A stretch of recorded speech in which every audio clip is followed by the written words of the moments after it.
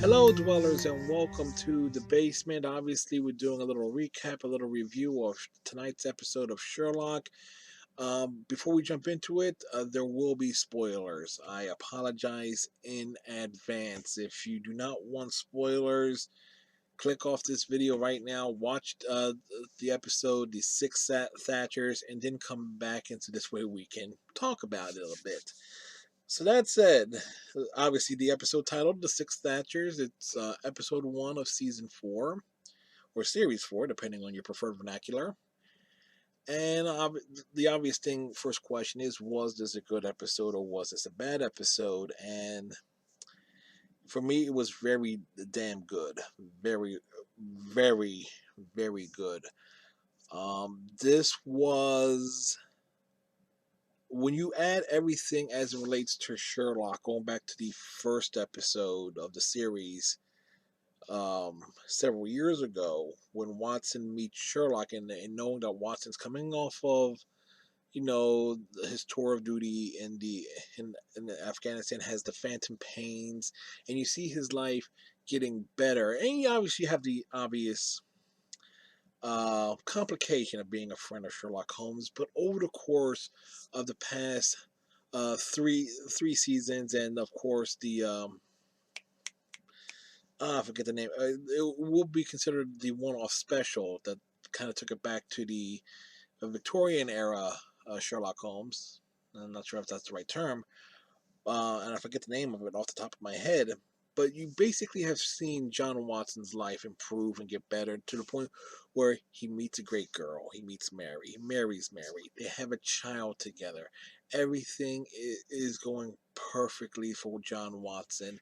And so eventually, particularly with an ongoing series, and knowing how Stephen Moffat does things, tragedy was eventually going to come around to him, and this episode was that particular tipping point, where Mary's unfortunately passed, ends up coming back to it comes back around on her, but not in a way that one would expect. No. Uh,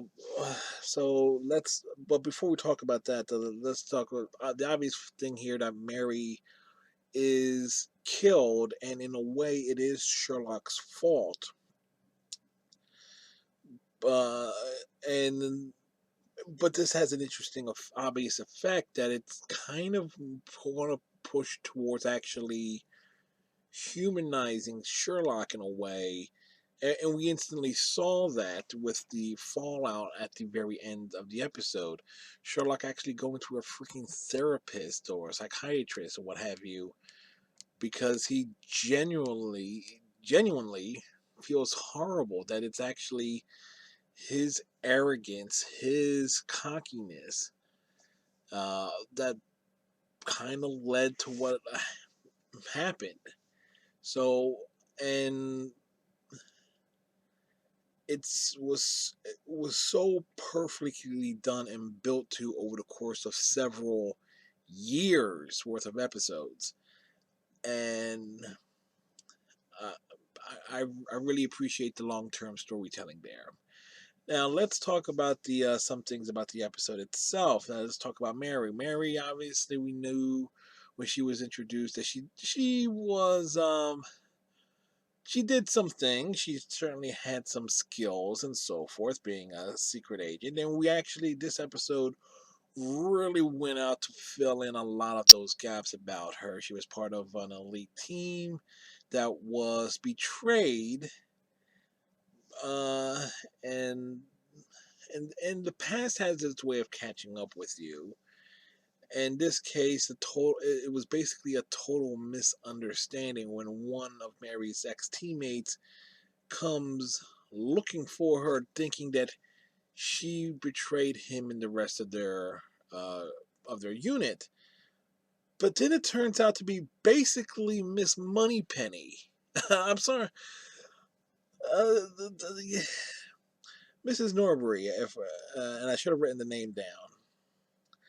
basically being the clever one, the one who says like, I could do all this. I'm better than these people, and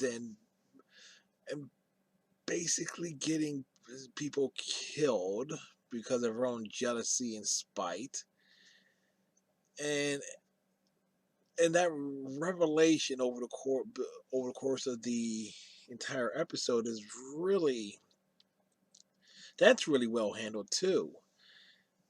And this sweet apparent little secretary, note taker, what have you, basically the equivalent of Miss Moneypenny from the James Bond films. Miss Moneypenny has had enough and decides to take out M. There you go. Again, not the best comparison, but yeah, that's what I was thinking when I was watching this, and seeing that in its own way was a nice bit of irony there. But the fact that she is introduced, sitting off to the side at the beginning of the episode, Sherlock and Mycroft are being briefed by Lady Smallwood and what was it, the other guy, and his name is totally escapes me. It's kind of like a briefing regarding the fallout of when at the end of the third series. It's like Sherlock says, I'm a high functioning sociopath and blah blah blah. Uh, and Sherlock zeroing in on her because she instantly recognizing she is quite clever, and you wouldn't think about her at all. But again, with how things build up and play out over the course of this episode, it makes perfect sense. And I do appreciate things like the subtle details of introducing the real mastermind early in such a nonchalant way that it won't have you think about them. And that's again great use of storytelling there. When it's done well, it's done exceptionally. As it's well here, it's very awesome because it makes you think.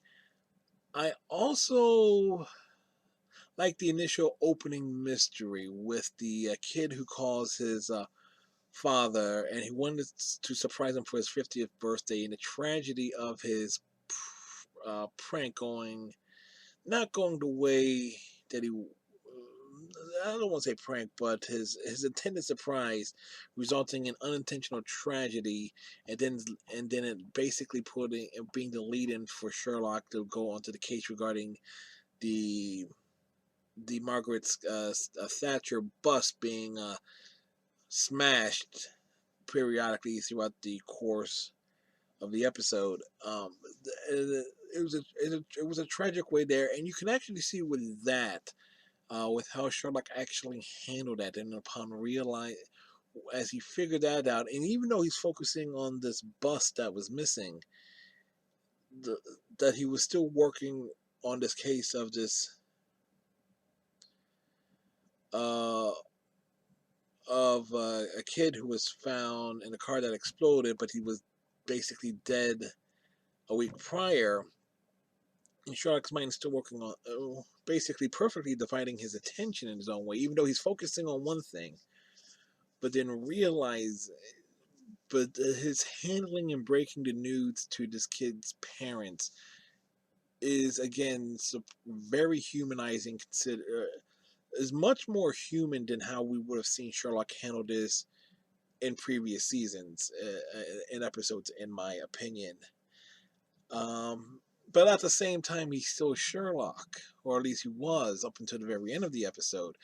Actually, texting during the christening of John and Mary's baby, which texting, tweeting, and so forth, with I thought was quite was quite funny in my point of view.